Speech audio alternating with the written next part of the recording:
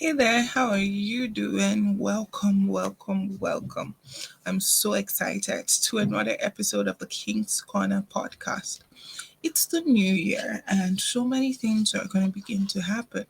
One of the things that we need to know is how to set boundaries for the new year to ensure that we are not being overwhelmed. You see, setting boundaries is not an easy thing to do, especially when it touches the core aspects of our lives, our relationship with people in our lives, our jobs, profession, businesses, our day to day responsibilities, as well as our personal decisions. But boundaries help us to separate our feelings, our needs, our responsibilities, and even just our personal physical space from people and entities. And sometimes it can be very difficult to know where boundary needs to be laid and when the line becomes blurred.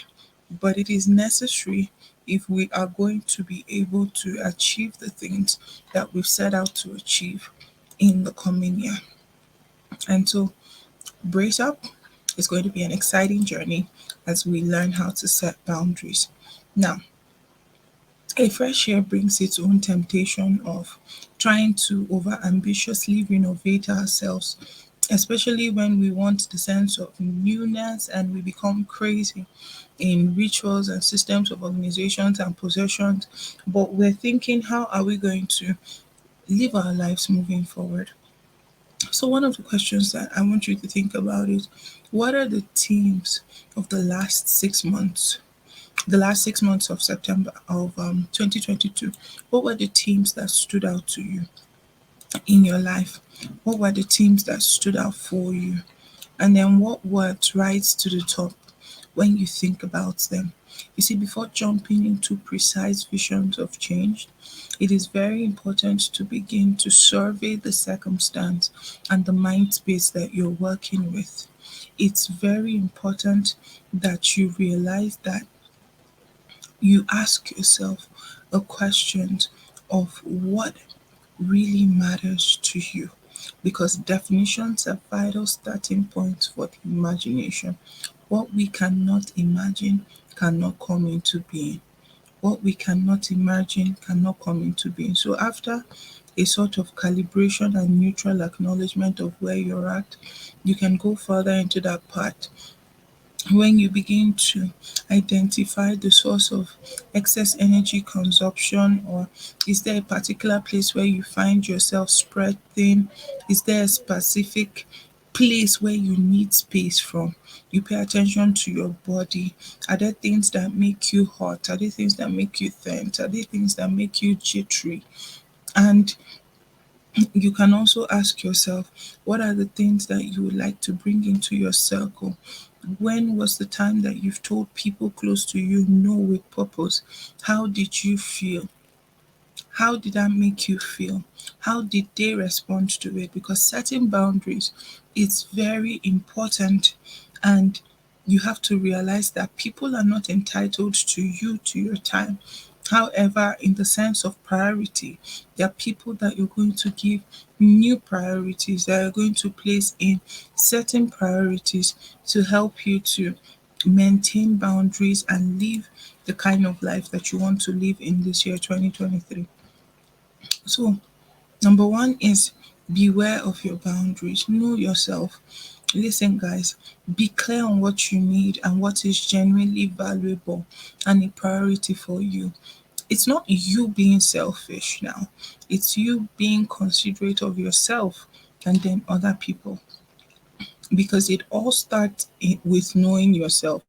You see, it's hard to let others know what your boundaries are if you're not aware and clear of those boundaries yourself. So while some boundaries will need to be refined after trial and error, spend some time thinking about your needs and wants. How can you address them?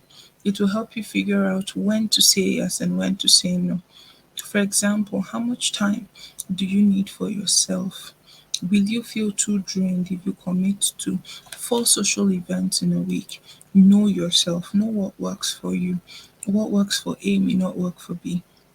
In one of my coaching sessions, I told the person, I said, you would be unfair to yourself if you try to think about yourself in the lenses of how I think about myself.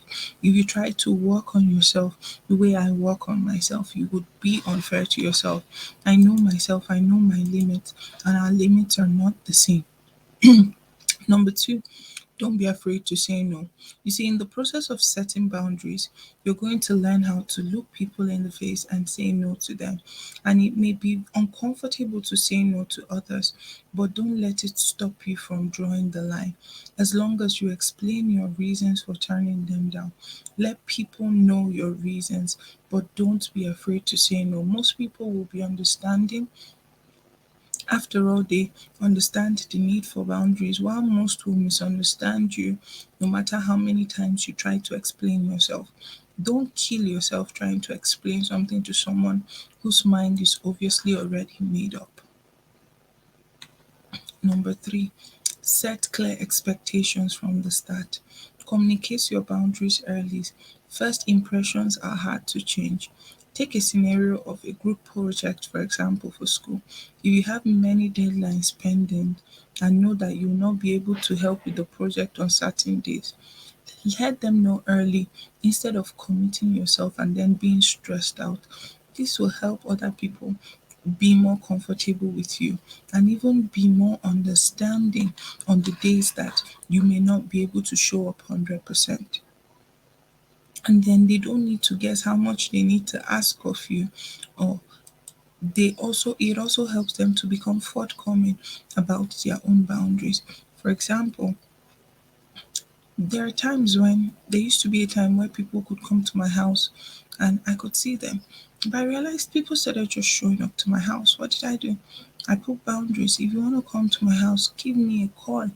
If you don't give me a call, then even if I'm at home, I will not see you because I've planned my day from the beginning of the day. I've already time blocked that I'm going to be doing this from this time to this time. So your visit is an interruption, and it's not a needful interruption, it's an avoidable interruption unless it's an emergency. So I get your need to want to surprise me, but I'm working. I have things to do. I'm working on books, I'm working on workbooks, I'm working on videos to record and things like that. So I'm intentional about my time. You just can't come to my house. Number four, pay attention to little things. Sometimes people are shocked and react negatively when you assert your boundaries, and this may be because boundaries were not set consistently. For example, if you are afraid to set boundaries with your colleagues and have been extremely indulgent with your time when it comes to choosing work over family, your colleagues may feel blindsided when you need to take a step back to take care of a critical family members. If you consistently reinforce your boundaries through small reminders such as, sorry, it's after work hours, so I'll settle this tomorrow, or I have a family event tonight, I'll work on this tomorrow, I'm done with work today. You people will now begin to realize this person is not expected to prioritize work over family. The little reminders that you give people, oh, I'm having this, I'm having that, oh no, I'm sorry, I can't make it. And sometimes you need to give people a reason. But one thing that I've said repeatedly is no is a complete statement. No, I'm sorry, I can't make it. I would love to, but at this time I can't. Because I've realized that, for example, even things like ashwebi, wedding dresses, bridesmaids, and all of that, the train and all of that for friends, if I can't afford it at the moment, it's not that I don't want to support you. It's just that the stretch financially is not worth it for me. And I'll find a way to tell you, no, I am honored that you would love me to be a part of your dream, but I can't. And let them know early from the beginning. Don't try to find a way. It's not fair to you, neither is it fair to the people. And as much as number five, be flexible and recognize the need for exceptions. As much as you try to set aside one day for self care, for um, not working and all of that, and being with your family, there may be an occasional urgent matters that you may find yourself making an exception for. So you have to recognize the need for such exceptions and take a flexible mindset so that when those exceptional circumstances arise, we don't feel stressed about bending our boundaries. Be sure to know and to inform that this is an exception. Ordinarily, this would not be possible. So, this new year 2023, you must make that decision to have boundaries and to affirm those boundaries and to sustain those boundaries. Don't just have a laissez faire attitude. Be clear about your boundaries, be clear about your expectations, be clear about who you're trying to be and what you're trying to achieve.